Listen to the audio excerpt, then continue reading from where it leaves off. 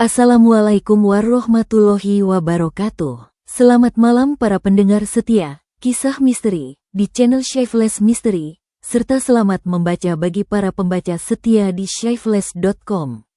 Malam ini, di bawah sinar rembulan yang pucat, kita akan menyelami sebuah tragedi yang berakar dari tanah Jawa. Sebuah kisah tentang seorang ayah yang, dalam keputusasaannya untuk merebut kembali kehormatan, justru merenggut nyawa buah hatinya sendiri di atas altar keserakahan. Di antara aroma dupa dan kembang tujuh rupa yang membusuk, di bawah bayangan watu bolong yang angker, kita akan menyaksikan bagaimana sebuah kata, maaf, menjadi penutup yang paling menyayat hati, sebuah eko yang akan bergema selamanya dalam jiwa yang terluka. Mari kita dengarkan bersama, betapa mahalnya harga yang harus dibayar ketika kita bersekutu dengan yang gelap. KALIURUNG. Terminal Kaliurung di ujung selatan Yogyakarta menjelma menjadi sebuah kota mini yang tak pernah tidur. Pada pagi buta itu, sudah ramai oleh suara knalpot mobil angkutan umum yang saling bersahutan, teriakan para kenek yang memanggil penumpang, dan bau aneka campuran, dari bensin, gorengan, hingga keringat yang bercampur debu. Ini adalah gerbang terakhir menuju pedalaman Gunung Kidul dan pesisir selatan, tempat kehidupan berjalan lebih lambat dan akses masih menjadi kemewahan. Mobil-mobil Colt diesel berjubel dengan barang-barang, dari sembako hingga perabotan rumah tangga, menunggu giliran untuk melaju membelah jalanan yang berkelok. Di tengah hiruk-pikuk itu, sebuah mobil carry berhenti dengan mendadak, dan dari dalamnya turunlah seorang pria bertubuh kurus dengan tatapan mata yang kosong dan bingung. Pakaiannya kumal, tas khas narapidana tergantung ringkih di punggungnya. Dia adalah Dirjo. 3 tahun lamanya dia menghuni sel tahanan atas kasus penganiayaan berat yang membuatnya harus merasakan dinginnya besi penjara. 3 tahun lalu, dia adalah sosok yang ditakuti di terminal ini. Seorang preman kecil yang punya taring, meskipun wilayahnya hanya seukuran lapangan parkir.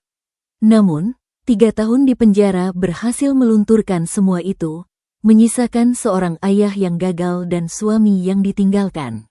Di dalam penjara, setiap malam, dia hanya bisa memikirkan wajah istrinya, Ratna, dan ketiga anaknya, Jaka, Dewi, dan si bungsu, Fajar. Dia menulis surat yang tidak pernah terkirim, berjanji akan berubah.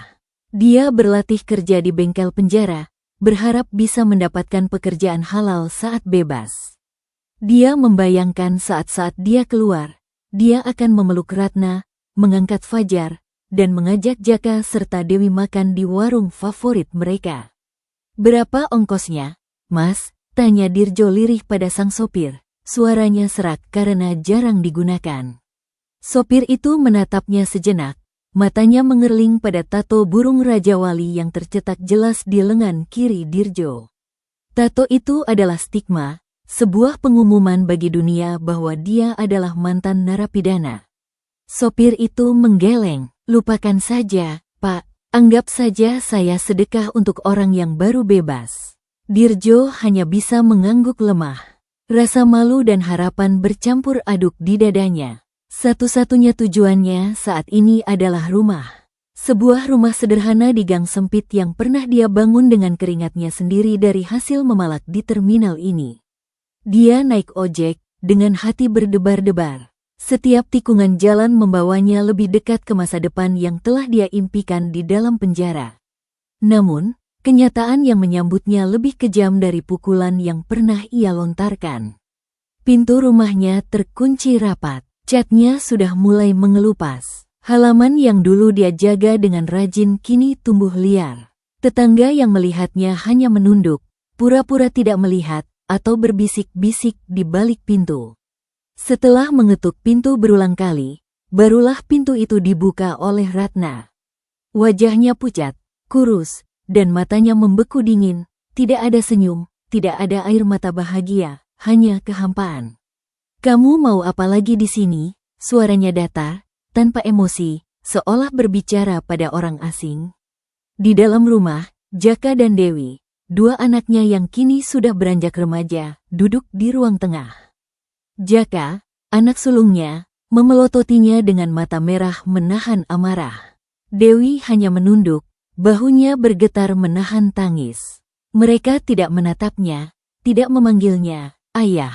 Mereka hanya diam, seolah Dirjo adalah penyakit yang berbahaya yang tidak berhak ada di sana. Hanya Fajar, anak bungsunya yang berusia 5 tahun, yang menatapnya dengan mata polos penuh tanda tanya, sebelum Ratna menariknya masuk dan memeluknya erat, seolah melindungi dari monster.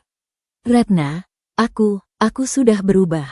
Aku sudah berjanji, kata Dirjo terlatih, mencoba menyentuh tangan istrinya. Ratna menepis tangannya kasar. Berubah? Kau berubah setelah masuk penjara? Di mana kau saat aku dan anak-anakmu kelaparan, harus meminjam beras ke tetangga? Di mana kau saat Fajar sakit demam tinggi dan kita tidak punya uang untuk berobat?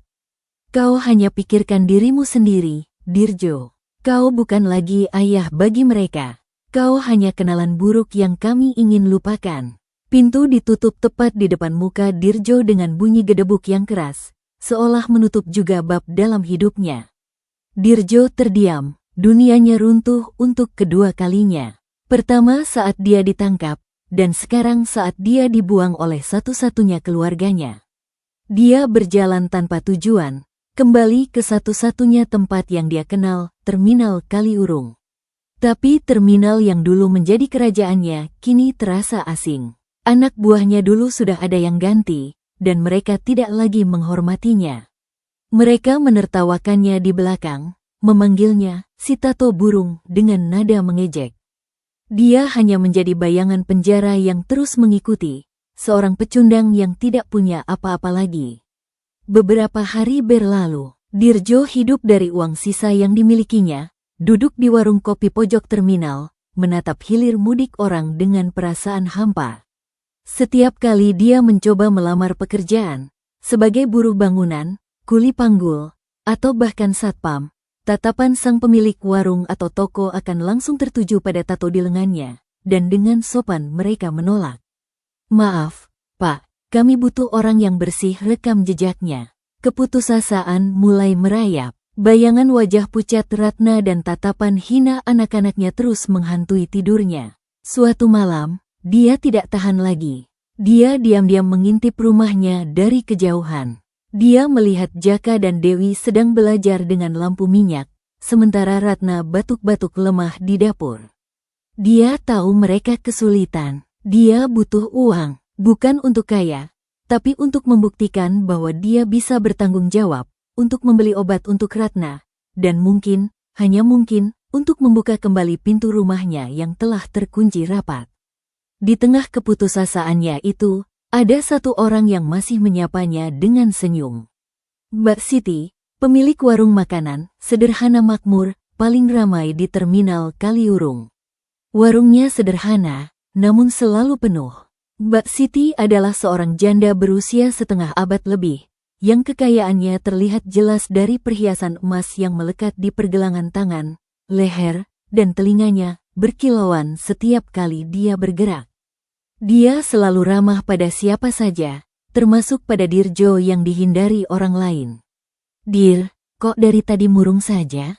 Mau ini, kata Mbak Siti suatu hari, menyodorkan segelas kopi hangat dan sepiring nasi rames lengkap dengan ayam bakar dan perkedel. Dirjo menatapnya, heran. Aku tidak pesan, Bu. Lah, wong aku sudah tahu kalau kamu suka ini. Sudahlah, anggap saja aku traktir. Kamu kan dulu sering makan di sini, sebelum kau pergi, kata Mbak Siti sambil duduk di seberangnya. Matanya yang tajam seolah bisa menembus isi kepala Dirjo, menelusuri setiap duka yang ada di sana. Dirjo hanya bisa diam, menyantap makanan itu dengan perasaan campur aduk antara terharu dan malu. Ini adalah makanan enak pertama yang dia makan sejak keluar penjara. Mbak Siti tidak banyak bertanya. Hanya sesekali menyelipkan celetukan tentang harga-harga kebutuhan yang semakin mahal dan betapa sulitnya mencari nafkah hari ini, terutama bagi orang yang punya masalah. Hingga pada suatu kesempatan, saat warung mulai sepi dan hanya mereka berdua yang tersisa, Mbak Siti membuka pembicaraan. Keluargamu tidak mau terima kamu lagi, Ya, aku dengar dari tetangga, tanyanya pelan, seolah membaca pikiran Dirjo. Dirjo mengangguk, tidak bisa berbohong di depan mata yang tajam itu. Hidup itu memang keras, Dir. Apalagi buat orang yang punya masa lalu seperti kamu, kata Mbak Siti sambil menyusun sendok garang dengan rapi. Tapi, kadang-kadang, ada jalan pintas. Jalan yang tidak dipikirkan oleh orang-orang biasa. Telinga Dirjo langsung berdiri. Jalan pintas seperti apa, Bu? Mbak Siti menoleh ke kiri dan ke kanan, memastikan tidak ada yang mendengar. Dia mendekatkan tubuhnya dan berbisik, aromanya yang wangi namun terasa berat memenuhi ruang di antara mereka. Pernah dengar Gunung Krapyak? Tentu saja Dirjo pernah mendengarnya. Gunung yang terkenal angker dan menjadi tempat mencari pesona, kekebalan, dan juga pesugihan. Banyak preman atau orang putus asa yang pergi ke sana, namun tidak semuanya kembali dengan selamat. Beberapa menghilang, yang lain kembali dalam keadaan gila. Itu tempatnya orang gila, Bu. Aku tidak mau, kata Dirjo cepat, menolak mentah-mentah. Mbak Siti tertawa, suaranya renyah namun ada sesuatu yang dingin di dalamnya. Orang gila, lihat aku, Dir. Apakah aku terlihat gila? Dia menunjuk perhiasan emasnya yang berkilauan di bawah lampu neon. Semua ini bukan dari hasil jualan nasi rames doang. Ada yang bantu. Jantung Dirjo berdebar kencang. Maksud Bu, aku kasih tahu karena aku kasihan sama kamu. Aku lihat kamu masih sayang sama keluargamu. Aku lihat cara kamu mengintip rumah mereka semalam. Coba saja pergi ke sana, ke Watu Bolongnya. Minta apa yang kamu mau. Uang, bisa. Kesehatan istrimu, juga bisa. Syaratnya, ya, kamu harus siap dengan konsekuensinya, kata Mbak Siti. Matanya berkilau penuh godaan. Tapi setidaknya, kamu punya kesempatan. Ini lebih baik daripada kamu di sini, menganggur dan melihat keluargamu menderita, bukan? Kata-kata Mbak Siti seperti racun yang manis. Keluargamu menderita adalah pukulan telak yang tepat sasaran. Bayangan Fajar yang sakit-sakitan dan Ratna yang harus bekerja keras sendirian kini menghantui Dirjo lebih nyata lagi. Dia terdiam, pikirannya bertarung sengit.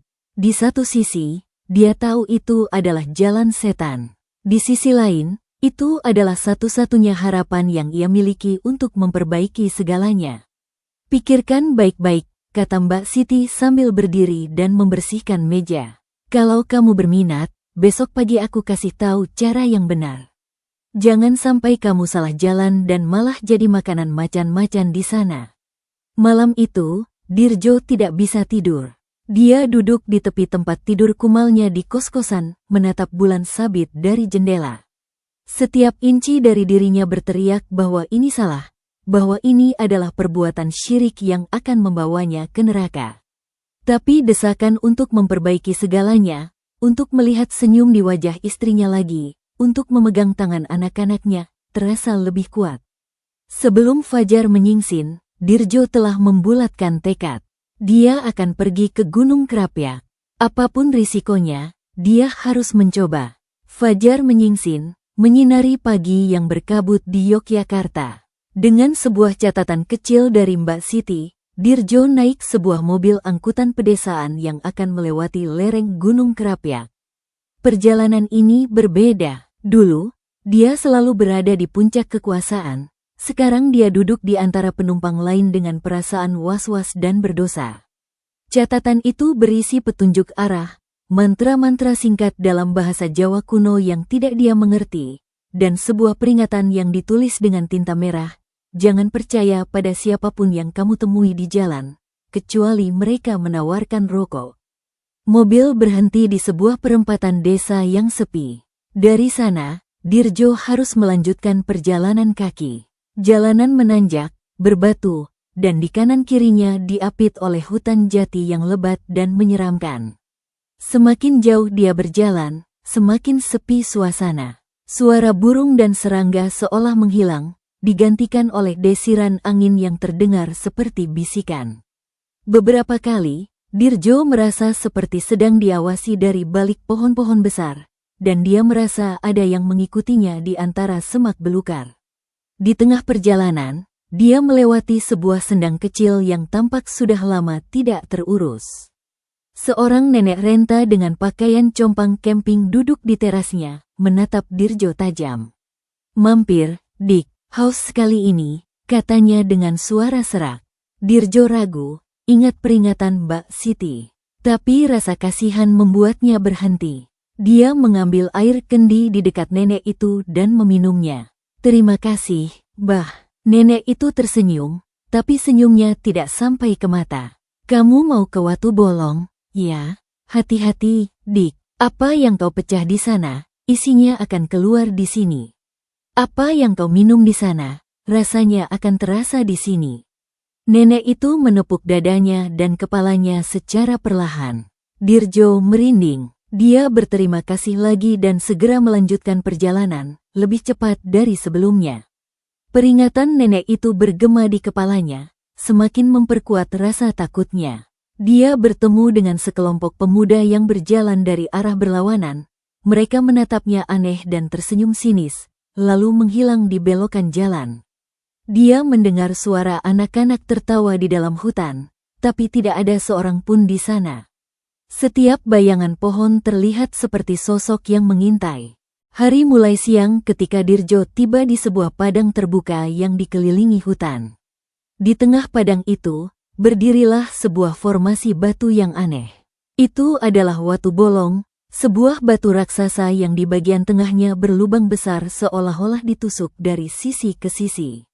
Konon, jika angin bertiup kencang, lubang itu akan mengeluarkan suara menderu yang menakutkan, seperti rintihan ribuan arwah. Di sekitar batu itu, pohon-pohon besar tumbuh menjulang, membuat sinar matahari hanya bisa masuk secara temaram. Suasana di sana sangat kental akan energi gaib yang membuat bulu kuduk meremang. Dirjo menelan ludah. Dia mengeluarkan sesajen sederhana yang dibawanya, sebungkus kembang telon, sebatang rokok tanpa filter, dan segelas kopi pahit yang dia seduh dari air yang dibawanya. Dia meletakkan semuanya di depan Watu Bolong, lalu menyalakan dupa dan membakar rokok itu. Asapnya mengepul menuju lubang di batu raksasa itu. Dia mulai membaca mantra yang ada di catatan Mbak Siti dengan suara gemetar. Mantra itu bukan dalam bahasa Jawa kuno, melainkan campuran bahasa yang aneh dan tidak bisa dia pahami, namun terasa berat saat diucapkan. Setelah mantra terakhir selesai, dia duduk bersila, menutup mata, dan berdoa dalam hati, meminta agar keinginannya dikabulkan. Beberapa saat tidak terjadi apa-apa, hanya angin sepoi-sepoi yang bertiup lembut.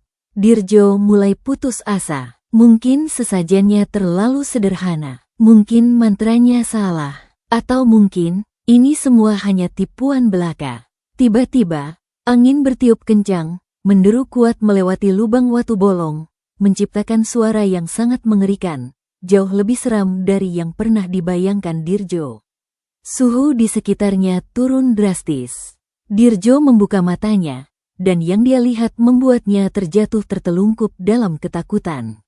Di depannya, dari balik Watu Bolong, muncul sosok yang tidak bisa dijelaskan oleh akal sehat. Bentuknya berubah-ubah, kadang seperti wanita tua rambut putih panjang, kadang seperti pria tinggi kurus dengan mata yang terlalu besar. Satu-satunya yang tetap adalah pakaiannya yang hitam kusam dan senyum menyeringat yang penuh dengan gigi taring. "Kau memanggilku, manusia," kata sosok itu dengan suara yang berlapis-lapis, seolah suara banyak orang berbicara dalam satu waktu. "Kau menginginkan sesuatu dariku, katakan." Dirjo gemetar hebat, tidak mampu mengucapkan sepatah kata pun. Sosok di hadapannya menyeramkan jauh di luar bayangannya. Aura kekuatan dan kejahatan yang dipancarkannya membuat Dirjo merasa seperti serangga yang akan diinjak. Aku, Dirjo tergagap. "Jangan banyak bicara. Aku tahu apa yang kau inginkan. Uang, kehormatan, keluarga yang kembali. Semua itu bisa kuberikan," kata sosok itu sambil mendekat. Bau anyir dan dupa basah menyengat dari tubuhnya. "Tapi, tidak ada yang gratis di dunia ini, manusia bodoh. Apa yang kau bisa berikan padaku? Apa saja, jawab Dirjo tanpa berpikir. Aku akan berikan apapun. Umurku, darahku, apa saja. Sosok itu tertawa, suaranya bergema di seluruh padang. Umurmu yang hina, darahmu yang kotor, aku tidak butuh itu. Aku bosan dengan tumbal yang itu-itu saja. Kali ini, aku mau sesuatu yang lebih berkesan. Makhluk itu menggerakkan tangannya, dan tiba-tiba, di depan Dirjo, meja dan 2 kursi dari kayu yang sudah lapuk muncul dari dalam tanah. Di atas meja, terhidang aneka makanan. Tapi ini bukan jamuan mewah. Ini adalah sesajen yang sudah membusuk. Ada ayam goreng yang berwarna kehijauan, buah-buahan yang berulat, dan nasi basi yang ditumbuhi jamur. Aku lapar, temani aku makan, kata makhluk itu sambil duduk di salah satu kursi.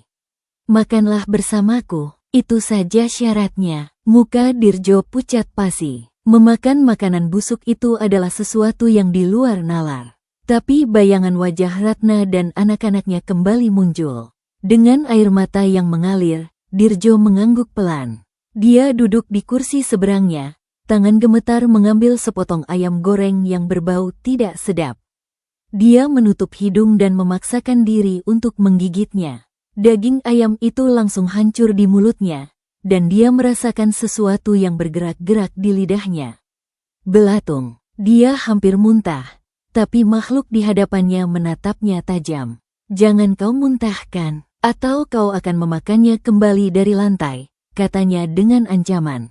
Dengan perjuangan yang luar biasa, Dirjo menelan makanan busuk itu bersama belatung yang merayap di kerongkongannya. Satu persatu, dia habiskan semua makanan di atas meja, sambil menahan air mata dan mual yang luar biasa.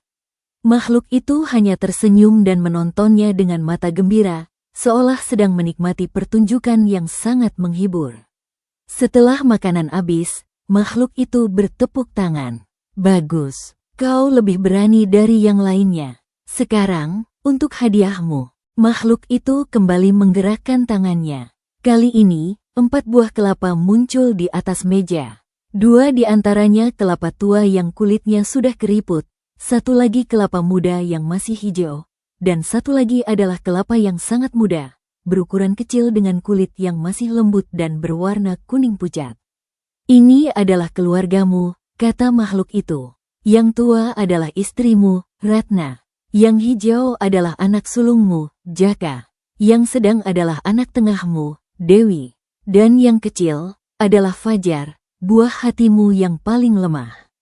Jantung Dirjo serasa dihantam palu godam. Tidak, jangan, pilih salah satu, pecahkan, minum airnya, dan uang yang kau inginkan akan segera kau dapatkan. Uang yang cukup untuk membuatmu kembali menjadi raja di terminalmu, untuk menyembuhkan semua penyakit, untuk membeli kembali cinta istrimu. Bises makhluk itu penuh rayuan. Dirjo menatap keempat kelapa itu dengan ngeri. Dia tidak bisa memilih. Memilih salah satu sama saja dengan mengutuk salah satu anggota keluarganya. Ayo, cepat, aku tidak punya waktu sepanjang ini, bentak makhluk itu, suaranya berubah menjadi geraman. Dalam kepanikan dan tekanan yang luar biasa, pikiran Dirjo bingung. Dia tidak ingin menyakiti istrinya atau anak-anaknya yang lebih besar. Secara refleks, tangannya menggapai kelapa yang paling kecil, yang paling lemah. Kelapa Fajar. Maafkan, nak, maafkan ayah, bisiknya. Dia meletakkan kelapa itu di atas lantai batu dan, dengan mata tertutup, mengangkat sebuah batu besar di sampingnya.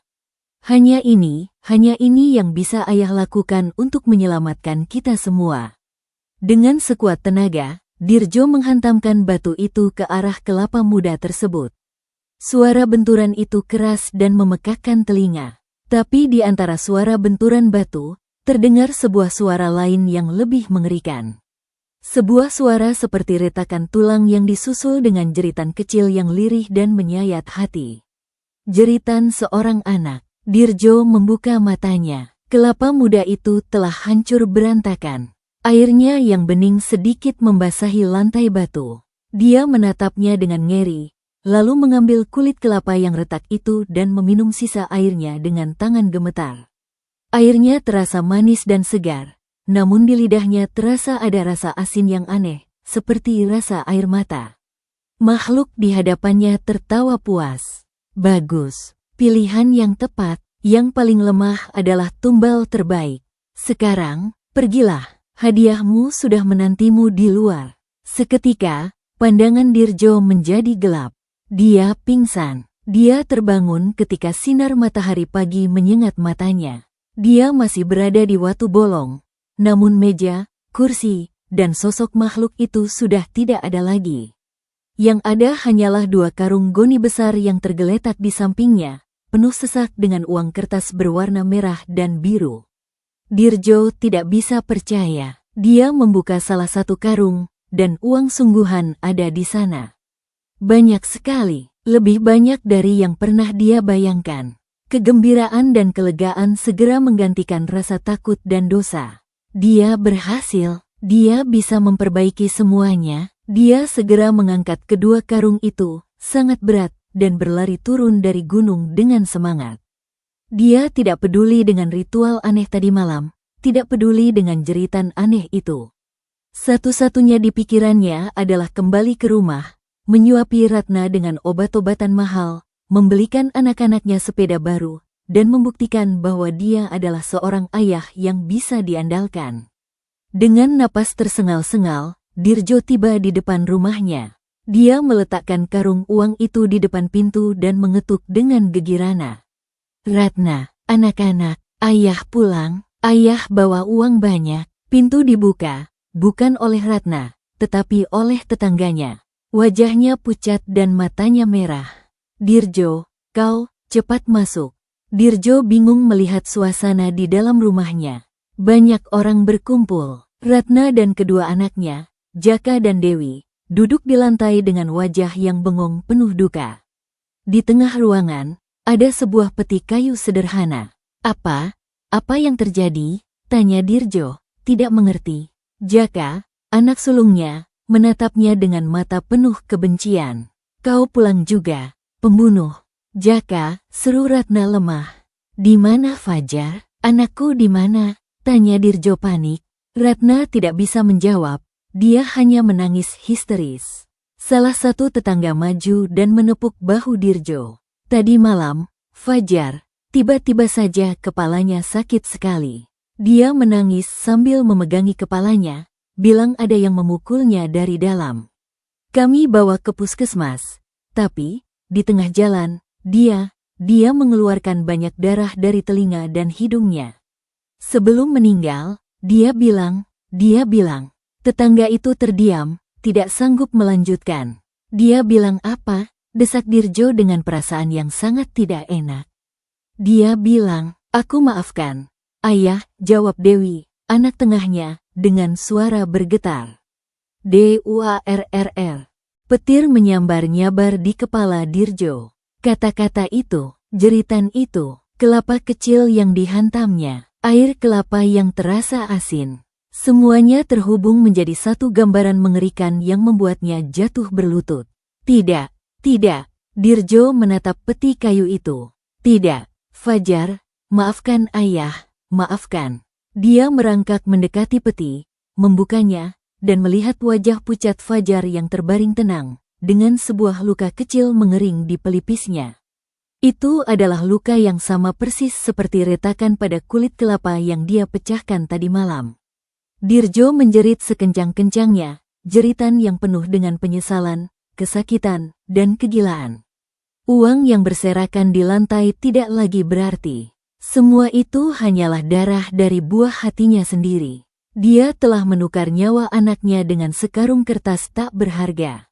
Kehidupan Dirjo hancur total. Uang hasil pesugihan, yang awalnya dia kira akan menjadi jalan keluar, justru menjadi kutukan. Ratna dan kedua anaknya yang tersisa benar-benar menolak kehadirannya. Mereka pindah dari rumah itu tanpa meninggalkan alamat, lalu menghilang entah kemana.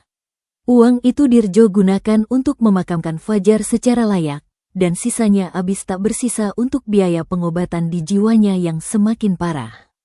Dia menjadi gila. Setiap hari, Dirjo bisa ditemui berkeliaran di terminal Kaliurung dengan mata melotot dan baju compang camping. Dia sering berbicara sendiri, menangis tiba-tiba, atau tertawa dengan suara yang menyeramkan. Orang-orang yang dulu takut padanya, kini hanya bersimpati sekaligus menjauhinya. Dia menjadi pengemis yang hidup dari belas kasihan, namun seringkali menolak uang yang diberikan orang, seolah uang itu adalah racun baginya. Malam-malamnya lebih mengerikan. Dia tidak pernah bisa tidur nyenyak. Setiap kali memejamkan mata, dia akan melihat wajah Fajar di depannya, menatapnya dengan mata yang menuduh. "Ayah, kenapa ayah pilih aku? Kenapa ayah tukar aku dengan uang?" bisik Fajar dalam mimpi itu. Atau, dia mendengar kembali suara menderu dari watu bolong dan jeritan lirih saat kelapa itu pecah. Mbak Siti, sang pemberi ide, tidak pernah lagi menampakkan batang hidungnya. Warungnya tetap ramai, dan dia tetap tersenyum dengan perhiasan berkilauan, seolah tidak ada apa-apa yang terjadi. Suatu hari, dalam kegilaannya, Dirjo berteriak-teriak di depan warung Mbak Siti, menuduhnya sebagai iblis. Mbak Siti hanya tersenyum dan meminta preman-preman baru di terminal untuk mengusir Dirjo seperti anjing liar. Kehidupan Dirjo masuk dalam lingkaran setan yang tak putus. Dikejar-kejar oleh penyesalan di siang hari, dan dihantui arwah anaknya di malam hari.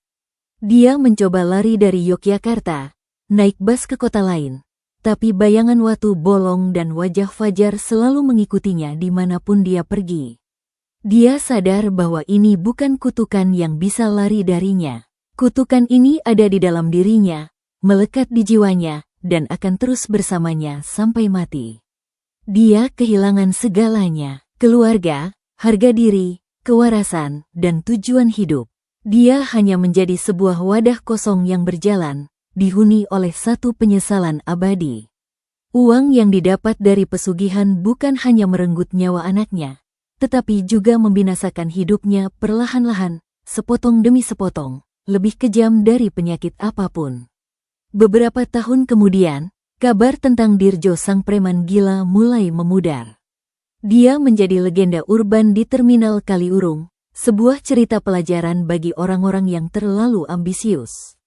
Anak-anak muda yang baru tahu akan ceritanya hanya bisa menggelengkan kepala saat melihat seorang tua gila yang kadang tidur di bawah pohon dekat terminal, mengigau memanggil nama Fajar. Tidak ada yang tahu bahwa di balik kegilaan itu, masih ada sepotong jiwa Dirjo yang tersisa. Sebuah jiwa yang terus menangis dan memohon pengampunan pada seorang anak kecil yang tidak akan pernah bisa mendengarnya lagi. Lingkaran setan itu memang tidak pernah putus. Ia hanya terus berputar, menyeret Dirjo ke dalam kedalaman neraka pribadinya, setiap hari, setiap malam, tanpa akhir. Tidak ada yang tahu apa yang membangunkan Dirjo dari kegilaannya. Mungkin karena kelelahan, atau mungkin karena sebuah percikan kesadaran yang tersisa di dalam dirinya. Suatu hari, setelah diusir dari terminal, dia berjalan tanpa tujuan hingga tiba di sebuah panti jompo di pinggir kota. Di sana, dia melihat para lansia yang diabaikan keluarganya, mirip seperti dirinya. Seorang pemilik panti, seorang wanita paruh baya yang baik hati, mengira Dirjo adalah pengemis biasa dan menawarkannya makanan. Untuk pertama kalinya dalam bertahun-tahun, Dirjo menerima makanan itu dengan sopan dan mengucapkan terima kasih. Wanita itu, yang bernama Bu Lastri, melihat sesuatu yang berbeda di mata Dirjo, di balik kegilaannya. Bu Lastri memberinya tugas sederhana, membersihkan halaman. Awalnya, Dirjo mengerjakannya dengan tatapan kosong. Tapi secara perlahan, rutinitas fisik itu mulai menenangkan pikirannya yang kacau. Dia mulai berbicara dengan normal, meskipun suaranya masih pelan. Bu Lastri tidak menanyakan masa lalunya. Dia hanya memberinya tempat tinggal sederhana di gudang belakang panti dan makanan 3 kali sehari, dengan syarat Dirjo harus membantu pekerjaan rumah tangga. Itu adalah awal dari jalan penebusan yang sangat panjang. Dirjo bekerja tanpa henti. Dia mencuci, membersihkan, merawat para lansia, dan melakukan semua pekerjaan kasar yang tidak ada orang lain yang mau lakukan. Dia tidak pernah meminta upah. Baginya, pekerjaan itu adalah obat, cara untuk menghilangkan rasa bersalah yang membebani bahunya. Setiap keringat yang keluar adalah sebuah doa dan permintaan maaf untuk Fajar.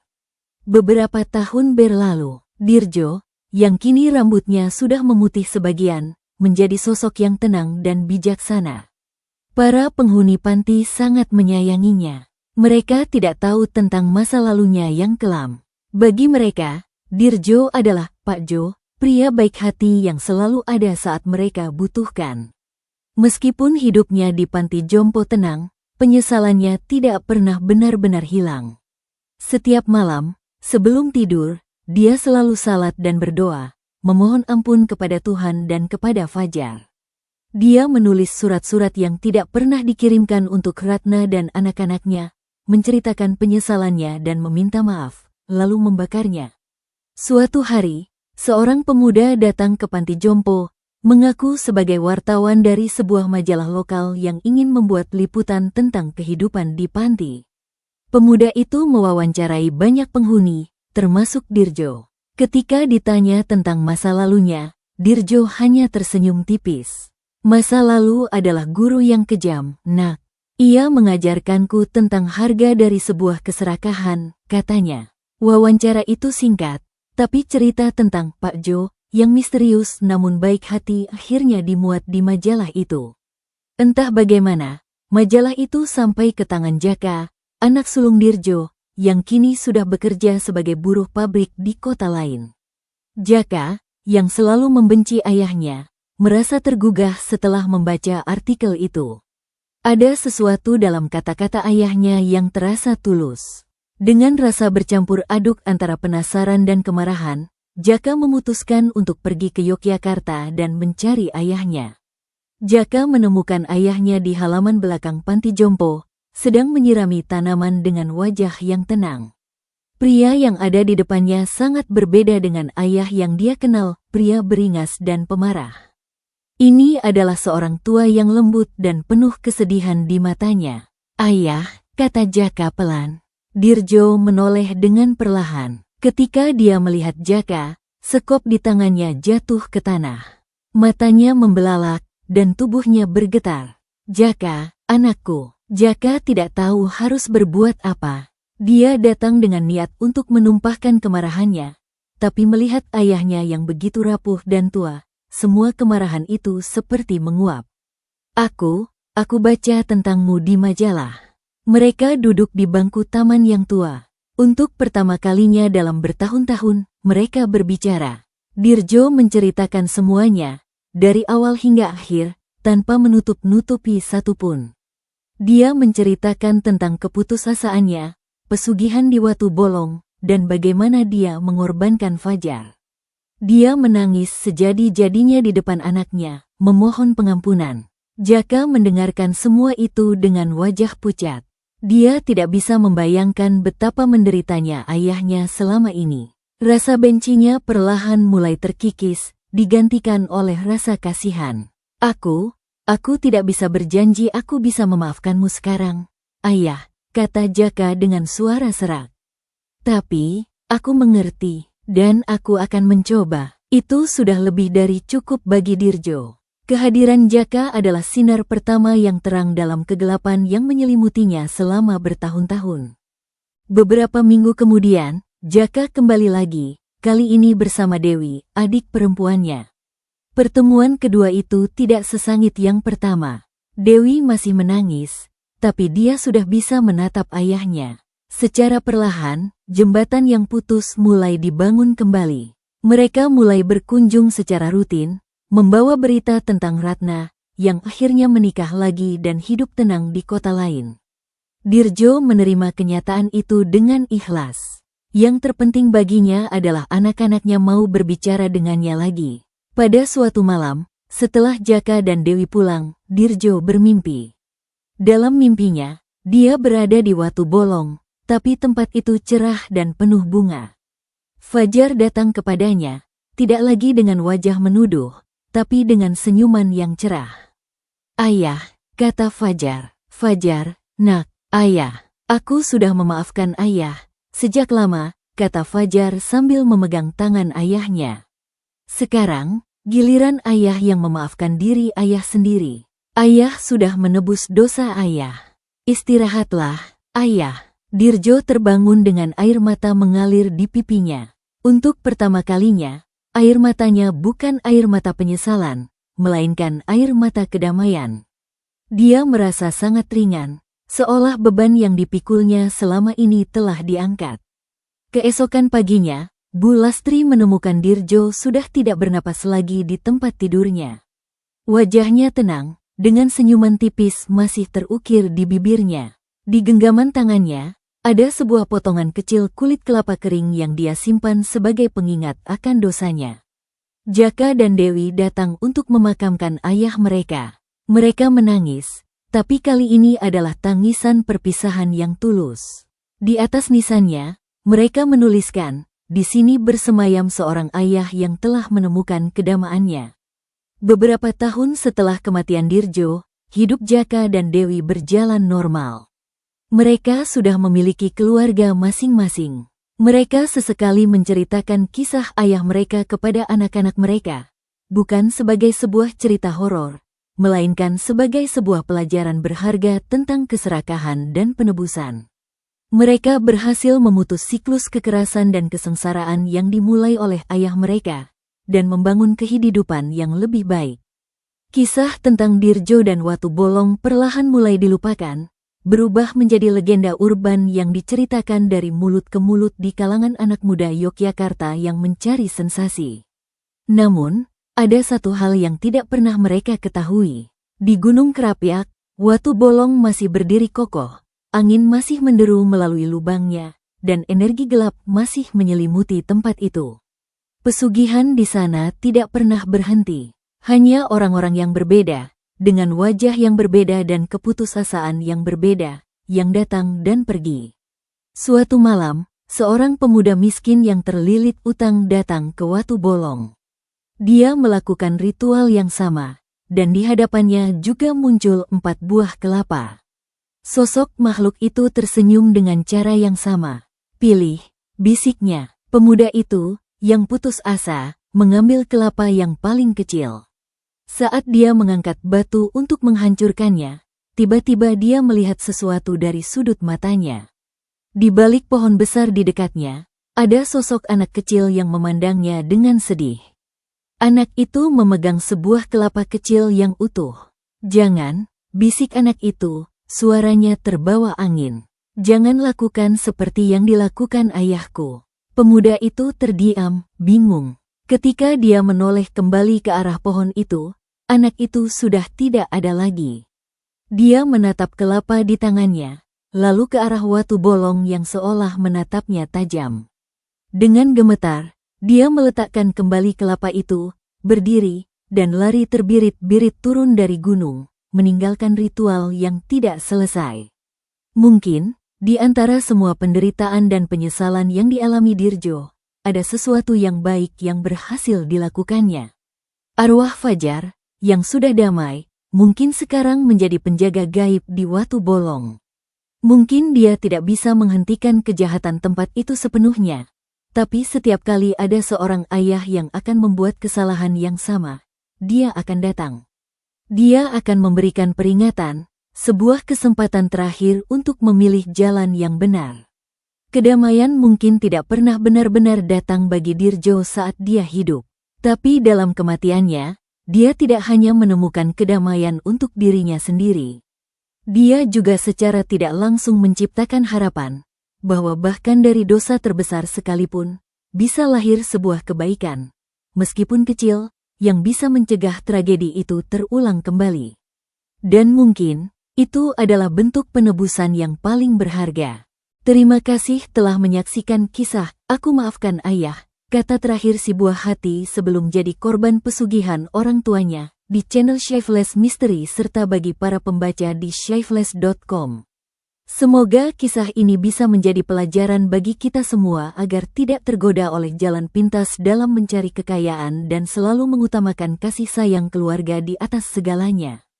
Jika Anda menyukai video ini, jangan lupa untuk menekan tombol like, menulis komentar, dan melakukan share agar lebih banyak orang yang bisa mengambil hikmah dari cerita ini.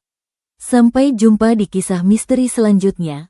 Wassalamualaikum warahmatullahi wabarakatuh.